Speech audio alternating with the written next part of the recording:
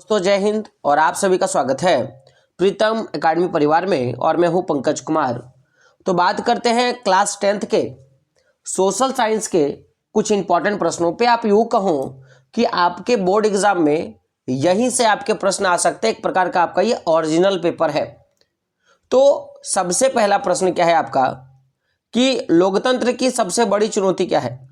Options क्या है आपका कि खाद्यान्न की व्यवस्था करना, उच्च शिक्षा की व्यवस्था करना, लोकतंत्र को सशक्त बनाना और जनसंख्या पर नियंत्रण करना।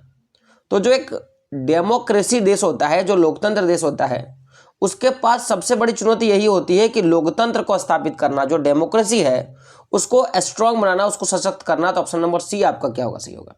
चलिए आगे बढ़ते हैं। आगे बढ़ने से पहले आपको बता दिया जाए कि आपके पॉलिटिकल साइंस का जो एसएसटी का जो आपका पॉलिटिकल साइंस का जो है राजनीतिक विज्ञान है, उसके कुछ इंपॉर्टेंट प्रश्नों पे हम लोग बात कर रहे हैं, ठीक है। तो अगला प्रश्न क्या है आपका कि लोकतांत्रिक देशों में फैसले और निर्णय किसके द्वारा लिया जाता है। दबाव समूह द्वारा, जनप्रतिनिधियों द्वारा, पदाधिकारियों द्वारा और राजनीतिक दलों के द्वारा। तो ऑप्शन क्या होगा आपका, ऑप्शन नंबर बी हो जाएगा सही। क्या हो जाएगा आपका ऑप्शन नंबर बी क्या होगा, सही हो जाएगा। जनप्रतिनिधियों द्वारा, यानी कि जनता के द्वारा जिन लोगों को चुना जाता है राजनीति में सत्ता बनाने के लिए, जिनको बहुमत दिया जाता है, यही लोग क्या करती हैं कि देश के जो भी निर्णय होते हैं उन फैसलों का निर्णय करने का काम जो है वो जनप्रतिनिधियों के द्वारा होता है। तो ऑप्शन नंबर बी आपका क्या होगा, सही होगा। अगला क्या है, जनरल पिनोशे का संबंध किस देश से है। ये जो जनरल पिनोशे जो थे वो किस देश से थे, तो ये चिली के थे। तो ऑप्शन नंबर ए आपका क्या होगा, सही होगा। अगला प्रश्न है कि भारत में लोकतांत्रिक सरकार के कितने अंग हैं। तो भारत में जो लोकतांत्रिक सरकार है इसके 3 अंग है। कितने अंग है, 3 अंग। अब ये 3 अंग है क्या, तो हम लोगों ने देखा था कि हमारा जो लोकतंत्र का जो 3 अंग है, पहला हम लोग जानते हैं आपका न्यायपालिका, दूसरा कार्यपालिका और तीसरा क्या होता है, विधायिका। याद रख लीजिएगा। अगला क्या है, लोकतंत्र किस देश को बढ़ावा नहीं देता। लोकतंत्र किसको, देखिए देश नहीं, क्या आपका प्रश्न क्या है कि लोकतंत्र किसको बढ़ावा नहीं देता। ऑप्शंस क्या, समानता की भावना को, तो इसको तो बढ़ावा देता है।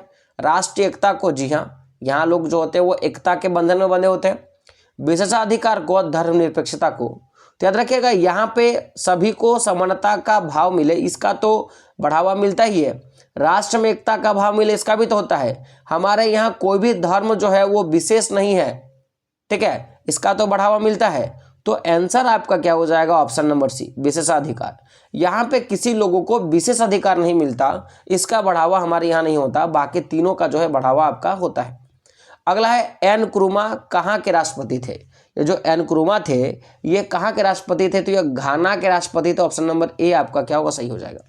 आगे बढ़ते 7 नंबर का प्रश्न है कि रंगभेद के खिलाफ नेशनल मंडेला द्वारा किस देश में आंदोलन चलाया गया था। तो जो रंगभेद के खिलाफ जो आंदोलन चला था वो दक्षिण अफ्रीका में चला था नेशनल मंडेला का द्वारा। तो ऑप्शन नंबर ए आपका क्या होगा, सही होगा। अगला किस देश में लिट्टे नामक आतंकवादी संगठन का गठन किया गया था।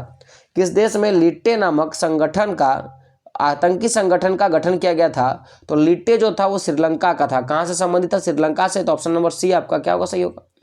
अगला है चीन में कौन सी शासन प्रणाली है। ये जो चीन है यहाँ पे कौन सी शासन प्रणाली है, तो चीन में जो है ना वो साम्यवादी विचारधारा है, जिसके संस्थापक कौन थे, लेनिन, आपको याद होगा। तो चीन में कौन सी शासन प्रणाली है, तो साम्यवाद शासन प्रणाली है। तो ऑप्शन नंबर आपका ए क्या होगा, सही हो जाएगा। भारत में लोकतंत्रवाद है, याद रख लीजिएगा। अगला प्रश्न है आपका कि चुनाव का खर्च किससे वहन करना चाहिए। प्रश्न है कि जो चुनाव का खर्च है वो किससे लेना चाहिए, आपका प्रश्न है। ऑप्शंस क्या है, दबाव समूह को, राजनीतिक दल को, सरकार को और हित समूह को। तो अकॉर्डिंग टू क्वेश्चन कि चुनाव का खर्च किससे वहन करना चाहिए, तो ऐसा माना जाता था कि अगर सरकार चुनाव का खर्चा देता तो सिंपल सी बात है कि उस खर्च का हिसाब सरकार रखता और उस खर्च के हिसाब से जब कामें होती तो सिंपल सी बात है कि ये जो मुंह मांगा पैसा जो दे देता है और वोट जो खरीद लेता है वो नहीं होता। तो जब आप राजनीतिक दल वाला चैप्टर पढ़ोगे तो आपको समझ में आएगा, जो चैप्टर 8 है आपका, कि चुनाव का खर्च सरकार करता तो अच्छा होता, तो ही पूछ रहा है कि चुनाव का खर्च किसे वहन करना चाहिए था, तो क्या बोलोगे सरकार को। लेकिन अगर पूछता कि चुनाव का खर्च कौन करता है तो आप क्या बोलते राजनीतिक दल। लेकिन पूछा है कि इसका वहन को उसको करना चाहिए था, तो आपको क्या मारना होगा सरकार को। ऑप्शन नंबर सी आपका क्या हो सही होगा। उनमें से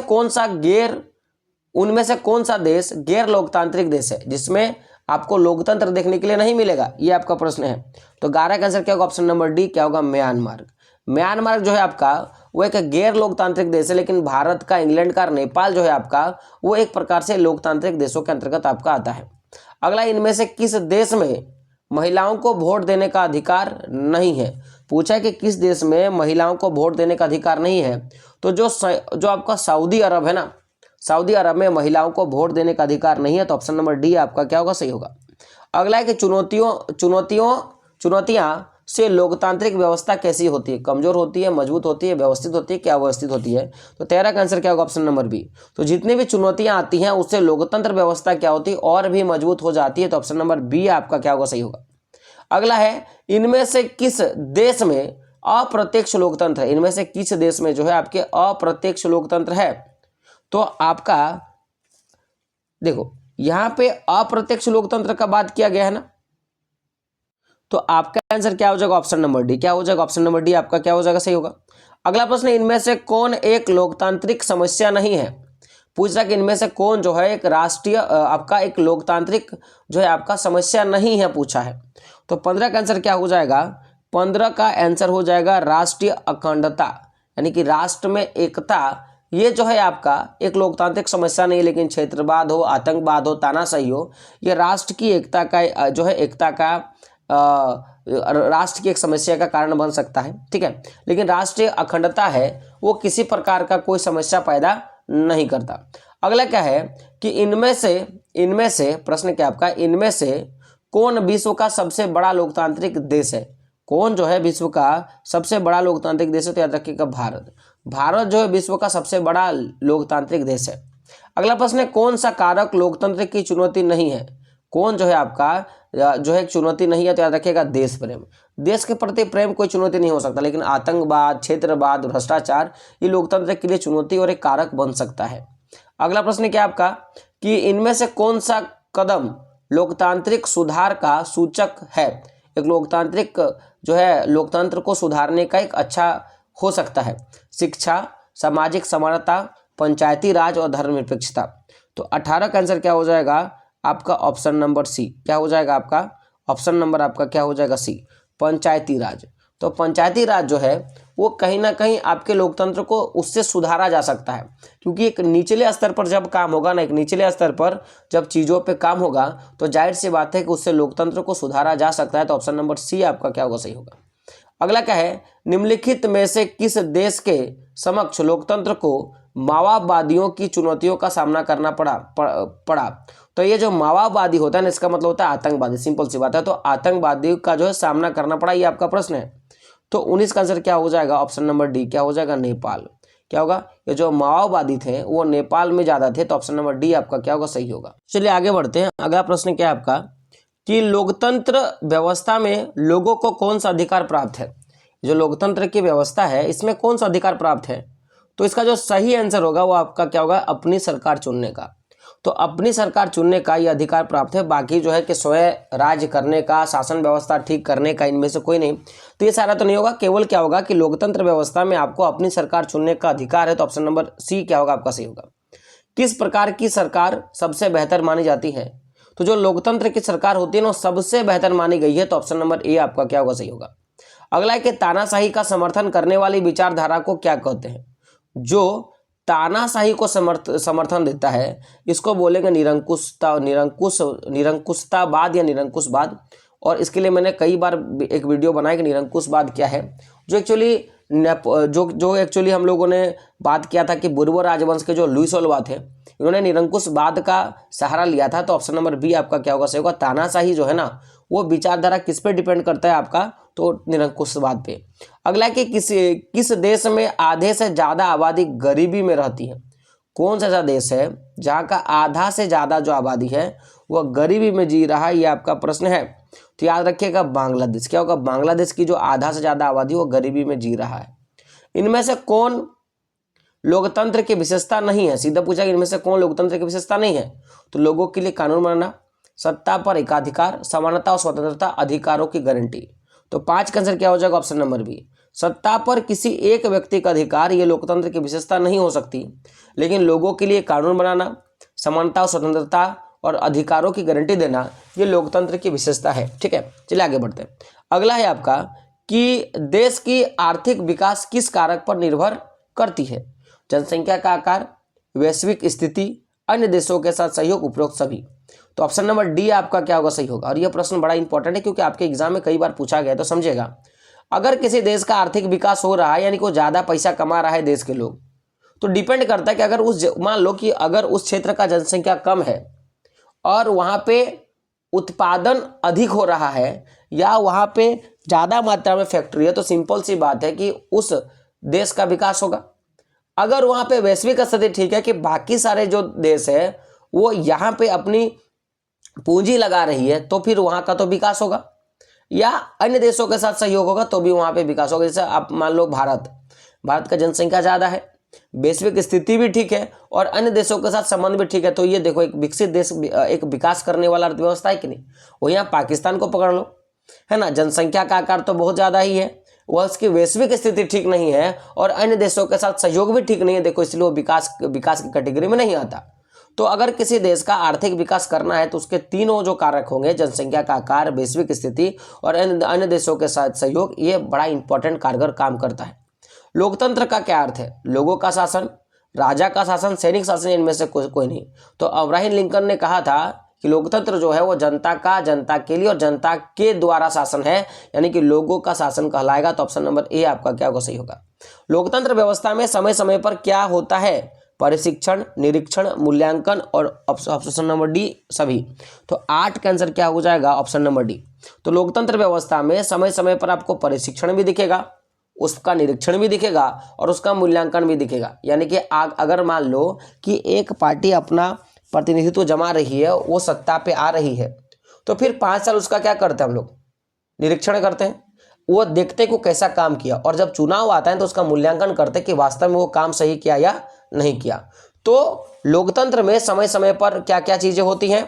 तो एक तो परीक्षण होता है, दूसरा क्या होता है? निरीक्षण होता है, और तीसरा क्या होता है? मूल्यांकन होता है। तो ऑप्शन नंबर डी आपका क्या हो जाएगा? सही होगा। अगला प्रश्न क्या है आपका कि लोकतंत्र सरकार में सभी नागरिक डैश है, एक समान, अलग अलग, अच्छे या बुरे। तो क्या होगा? एक समान। ऑप्शन नंबर ए आपका क्या होगा? सही होगा, क्योंकि यहाँ पे सभी व्यक्तियों का वोट क्या है? बराबर है। अगला प्रश्न क्या आपका कि शिकायतों का बना रहना लोकतंत्र में किसका प्रतीक है? असफलता का, सफलता का, आजादी का, कि खुशी का। तो 10 का आंसर क्या होगा? Option number B. तो लोकतंत्र में अगर ये विविधता बनी है, शिकायतें बनी है, तो ये लोकतंत्र की क्या है? सफलता है, क्योंकि जब तक लोकतंत्र में शिकायतें हैं, लोकतंत्र कारगर है, लोकतंत्र जो है लगातार काम करती रहेगी, क्योंकि लोगों को खुश करना है, सिंपल सी बात है। अगला है विश्व के 100 से भी अधिक देश दावा करता है कि डैश है। तो याद रखिएगा, ये सारे के सारे जो देश है ना, ये अपने लोकतांत्रिक देश होने का, लोकतंत्र होने का वादा करता है। तो ऑप्शन नंबर ए आपका क्या होगा? सही होगा। भारत में लोकतंत्र की सफलता में क्या बाधा है? गरीबी, मतदान का दुरुपयोग, अशिक्षा, सभी। तो रखिएगा, भारत में अगर लोकतंत्र व्यवस्था का जो सफलता में बाधा यानी कि असफलता का जो सबसे मेन कारण हो सकता है, वो गरीबी हो सकता है, और अपने मत का दुरुपयोग भी हो सकता है, और शिक्षा का अभाव भी हो सकता है। तो ऑप्शन नंबर डी आपका क्या होगा? सही हो जाएगा। अगला है भारतीय लोकतंत्र की सफलता का सबसे महत्वपूर्ण तत्व क्या है? अगर वो असफल हो सकता है, जिसमें गरीबी, साथ में अपने मत का दुरुपयोग करना, है ना, और हम लोगों ने देखा कि अशिक्षा एक अहम भूमिका निभा सकता है, तो अगर वो सफल है तो उसका सबसे महत्वपूर्ण तत्व क्या हो सकता है? तो ऑप्शन क्या आपका? निष्पक्ष चुनाव, भेदभाव का अंत, जाति प्रथा का अंत, और सांप्रदायिकता का अंत। तो 13 का आंसर क्या हो जाएगा? ऑप्शन नंबर ए क्या होगा? निष्पक्षता का अंत। यहाँ पे निष्पक्ष चुनाव होता है, निष्पक्षता का अंत नहीं, निष्पक्ष चुनाव होता है। यहाँ पे कोई पक्षपात नहीं होता, जो डिजर्व करता है वही जो है यहाँ पे अपना सरकार बनाता है। यानी कि यहाँ पे राजा का बेटा राजा नहीं बनता, बल्कि राजा वो बनता है जो उसके लायक होता है। अगला प्रश्न है विविधताओं के बीच असमंजस की स्थापना की सर्वाधिक क्षमता किस शासन व्यवस्था में होता है, यानी कि आप देखोगे ना तो भांति भांति के लोग हैं, भांति भांति विचार के लोग हैं, और अगर उसमें अगर सही चीजें, हर चीज अगर सही सही जगह बैठ रही है, उसमें सामंजस्यता आ रही है, तो ये किस शासन पद्धति में सबसे अच्छा होगा? तो ये लोकतंत्र व्यवस्था में सबसे अच्छा होगा, क्योंकि यहाँ पे आप अपने से लोगों को चुन के दे रहे हो, आप ही चुन रहे हो शासन करने वाले को। तो ऑप्शन नंबर सी आपका क्या होगा? सही होगा। अगला प्रश्न है, लोकतंत्र क्यों एक उत्तरदायी शासन व्यवस्था मानी जाती है? ऑप्शन क्या है? लोकतंत्र में जनता ही लोकतंत्र में जनता ही अपने शासक का चुनाव करती है। जी हाँ। अगला क्या है? जनता अपने शासकों पर नियंत्रण रखती है। जी हाँ, क्योंकि अच्छे से काम नहीं करोगे, निरीक्षण के बाद क्या होता है? परीक्षण, और फिर क्या होता है? मूल्यांकन, तो हटा भी दिया जाओगे। शासन में जनता को अधिक से अधिक भागीदारी का अवसर मिलता है। जी हाँ, यहाँ पे जनता जो ज्यादा से ज्यादा भागीदारी होती है। तो ऑप्शन नंबर डी आपका क्या होगा? सही हो जाएगा। अगला प्रश्न है, लोकतंत्र जनता का, जनता के लिए और जनता द्वारा शासन है, यह कथन किसका है? तो मैंने अभी बताया था, ये बात जो है ना वो अब्राहम लिंकन का है। तो ऑप्शन नंबर बी आपका क्या होगा? सही होगा। तानाशाही का क्या अर्थ होता है? लोगों द्वारा नियम, लोगों के लिए नियम, कुछ के द्वारा नियम, इनमें से कोई नहीं। तो 17 का आंसर क्या हो जाएगा? ऑप्शन नंबर आपका क्या होगा? देखिए, तानाशाही का मतलब क्या होता है, यही प्रश्न है ना। तो यहाँ पे आपका क्या होगा कि कुछ के द्वारा नियम, यह आपका सही हो जाएगा। तानाशाही का मतलब होगा कुछ के द्वारा नियम। ऑप्शन नंबर सी आपका क्या होगा? सही होगा। अगला प्रश्न है कि किस देश में विभिन्न जातीय समूह की आकांक्षाओं के मध्य सफलतापूर्वक सामंजस्य स्थापित किया गया है? तो 18 का आंसर क्या हो जाएगा? Option number B Belgium. आपने अगर बेल्जियम के बारे में पढ़ा होगा, चैप्टर 1 में अगर आपने पढ़ा होगा, तो इसमें कहा गया था कि यहाँ की जो जातीय विविधता है उसके आधार पर बड़ी डिफिकल्ट था, क्योंकि जो यहाँ पे हम लोगों ने पढ़ा था 3 तरह की जाति थी। एक तो कुछ फ्रेंच बोलते थे, कुछ डच बोलते थे, कुछ जर्मन बोलते थे। तो जर्मन का तो 1% आबादी था, बाकी आबादी पूरे देश में था।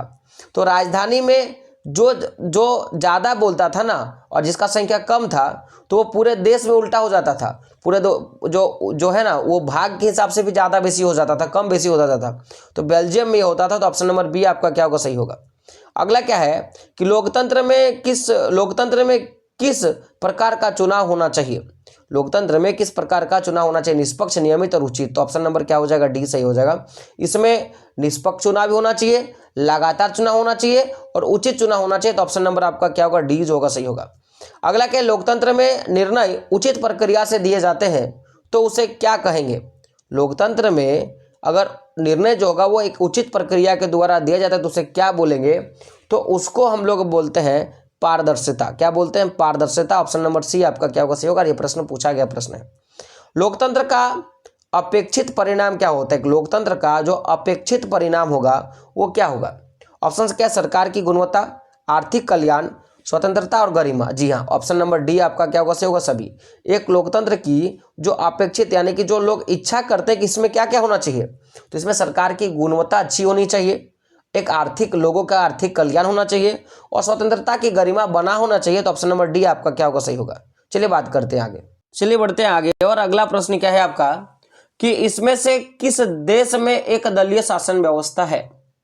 तो देखिए, बात करेंगे भारत में, तो भारत में बहुदलीय व्यवस्था है, लेकिन चीन में जो है ना वो एक दलीय व्यवस्था है। यहाँ पे केवल साम्यवादी जो पार्टी है, जो लेनिन की पार्टी है ना, यही अपना शासन व्यवस्था को चला सकते और अपने जनप्रतिनिधि को उतार सकते। तो ऑप्शन नंबर बी आपका क्या होगा? सही होगा। बहुजन समाज पार्टी की स्थापना कब और किसने किया था? और यह प्रश्न कई सालों से लगातार पूछा गया है। तो जो बहुजन समाज पार्टी, इसका स्थापना काशीराम के द्वारा किया गया था और इसका स्थापना जो है 1984 में किया गया था। तो 1984 में, और किसके द्वारा? तो काशीराम के द्वारा बहुजन समाज पार्टी का स्थापना किया गया था। तो ऑप्शन नंबर ए आपका क्या होगा? सही होगा। बहुजन समाज पार्टी का क्या महत्व है? ऑप्शन क्या है? शिक्षित लोगों को सुरक्षित करना, बेरोजगारों को रोजगार देना, उत्पीड़ित लोगों के हितों को सुरक्षित करना और गरीबों का उत्थान करना। तो देखिए, इसका जो मेन मोटिव था ना वो क्या था? जो उत्पीड़ित लोग हैं, जो शोषित लोग हैं, उनके हितों का रक्षा करना। तो ऑप्शन नंबर सी आपका क्या होगा? सही होगा। अगला, एक दल को छोड़कर दूसरे दल पर चले जाने को क्या कहेंगे? तो इसको हम लोग बोलते हैं दल बदल। क्या बोलेंगे इसको? दल बदल। ऑप्शन नंबर आपका क्या होगा? 4 का बीज होगा, सही हो जाएगा। अगला है, जो चुनाव लड़ने और सरकार में राजनीतिक सत्ता हासिल करने के उद्देश्य से काम करता है, उसे क्या बोलेंगे? तो इसको हम लोग बोलते हैं माय डियर फ्रेंड, इसको बोलते हैं राजनीतिक दल। ऐसा पार्टी, ऐसा राजनीतिक दल जो चुनाव भी लड़ता है, सरकार में राजनीति मतलब सत्ता हासिल करने के उद्देश्य से वो काम भी करता है कि मेरा सरकार बन जाए। तो ऑप्शन नंबर बी क्या होगा, सही होगा राजनीतिक दल। पार्टियां अपने डैश और डैश को आगे रखते हैं और लोगों और मतदाताओं का चुनाव करने का काम करते हैं। तो देखिए यहाँ पे क्या होता है, जो पार्टी जो होती है राजनीतिक पार्टी क्या करता है, अपने नीतियों को रखता है और अपने कार्यक्रमों को आगे रखता है और मतदाताओं का क्या करता है, चुनाव करने का काम करता है। तो ऑप्शन नंबर ए आपका क्या हो जाएगा, सही हो जाएगा। अगला क्या है, लोकतांत्रिक देशों में राजनीतिक दल क्या होते हैं, हित समूह होते हैं, तानाशाही होते हैं, सर्वव्यापी होते हैं, इनमें से कोई नहीं होते हैं। तो 7 का आंसर क्या होगा, ऑप्शन नंबर सी क्या हो जाएगा आपका, सर्वव्यापी हो जाएगा। ऑप्शन नंबर सी आपका क्या होगा, सही होगा। आपका क्या है, कई दलों वाले देश की व्यवस्था को क्या बोलेंगे। अगर किसी देश में बहुत ज्यादा दल है तो उसको क्या बोलेंगे, बहुदलीय व्यवस्था। कहीं पे अगर एक है तो उसको एक दलीय व्यवस्था, कहीं पे दो है तो दो दलीय व्यवस्था। जैसे इंग्लैंड में, ब्रिटेन में क्या है आपका, दो दलीय व्यवस्था है, भारत में बहुदलीय व्यवस्था है, और चीन में क्या है, एक दलीय व्यवस्था। ये बात याद रखिएगा। अगला प्रश्न है कि कानूनों को कौन पास करता है। अगर कानून है तो उसे पास करने का जिम्मेदारी किसका है। तो हम लोगों ने देखा था कि जो आपका विधायिका होता है ये कानून बनाता है, यानी कि कानून को पास करता है। न्यायपालिका कानून व्यवस्था को भंग करने के बाद जो उचित दंड दिया जाए या लोगों की जो गरिमा है उसको कैसे बचाया जाए उस पर काम करता है। और कार्यपालिका जो है वो विधायिका द्वारा पास कानून को सही ढंग से लोगों तक पहुंचे और उसका सबको सही ढंग से लाभ मिले वो देखने का काम करता है। तो इस यानी कि पास करने का काम किसका होगा, विधायिका का। ऑप्शन नंबर बी आपका क्या होगा, सही होगा। अगला क्या है, भाजपा का स्थापना कब हुआ। कई बार प्रश्न पूछा गया है कि भाजपा का स्थापना कब हुआ। तो 1980 में जो है भाजपा का स्थापना हुआ था, कमल छाप का। अगला क्या है, भारतीय जनता पार्टी का मुख्य प्रेरक सिद्धांत क्या है, इसको याद कर लीजिएगा, कई बार प्रश्न आता है। तो ये जो आपका भारतीय जनता पार्टी यानी कि बीजेपी का जो आपका मेन मोटो क्या है, उसका प्रेरक सिद्धांत क्या है, तो सांस्कृतिक राष्ट्रवाद का सिद्धांत। तो ऑप्शन नंबर बी आपका क्या होगा, सही होगा। भारतीय कम्युनिस्ट पार्टी का स्थापना कब हुई है। जो भारतीय कम्युनिस्ट पार्टी है इसका स्थापना कब हुआ, तो इसका स्थापना 1925 में हुआ था। ऑप्शन नंबर ए आपको क्या करना, याद रखना है। अगला प्रश्न है, भारत में पहली बार केंद्र में गैर कांग्रेसी सरकार कब बनी थी। यह प्रश्न कई बार पूछा जाता है, तो याद रखिएगा ऑप्शन नंबर बी 1977 को पहली बार गैर कांग्रेसी सरकार बनी थी। यानी कि यहाँ पे कांग्रेस के अलावा किसी और दल के नेता जो है यहाँ पे भाग लिए थे और सरकार बनाए थे। भारतीय जनता पार्टी का चुनाव चिन्ह क्या है। तो भारतीय जनता पार्टी का जो चुनाव चिन्ह है आपको पता होगा, कमल है, और हाथ का पंजा किसका है, कांग्रेस का है, याद रखिएगा। अगला प्रश्न क्या है आपका, प्रश्न है आपका कि किस के नेतृत्व में 1977 में जनता पार्टी का गठन हुआ था। तो याद रखिएगा मोरारजी देसाई के हाथों से के नेतृत्व में क्या हुआ था, जनता पार्टी का स्थापना हुआ था। और अभी हम लोगों ने यहाँ पे पढ़ा कि पहली बार केंद्र में गैर कांग्रेसी सरकार जो है वो कब बना था, तो 1977 में। और उस समय उस पार्टी का गठन किसने किया था, मोरारजी देसाई के द्वारा किया गया था, याद रखिएगा। अगला है, राजनीतिक दलों को मान्यता कौन देता है। राजनीतिक दलों को मान्यता देने का काम जो है चुनाव आयोग का, इलेक्शन कमीशन का। तो ऑप्शन नंबर ए आपका क्या होगा, सही होगा। कांग्रेस का स्थापना कब हुआ था। तो कांग्रेस का स्थापना जो 1885 में हुआ था, किसके द्वारा, A.O. ह्यूम के द्वारा हुआ था। तो याद रखिएगा। तो ये टोटल आपके 3 चैप्टर का, यानी कि मैं बात कर रहा हूँ चैप्टर 6, चैप्टर 7 और चैप्टर 8 पॉलिटिकल साइंस का इंपॉर्टेंट प्रश्न था। हम लोग धीरे धीरे करके आपके सारे ऑब्जेक्टिव करवा देंगे और सारे सब्जेक्टिव करवा देंगे ताकि आपके बोर्ड एग्जाम में यहाँ से प्रश्न ना आए। तो मिलते हैं दोस्तों अगले वीडियो में, तब तक के लिए जय हिंद, जय भारत और आपका दिन शुभ हो।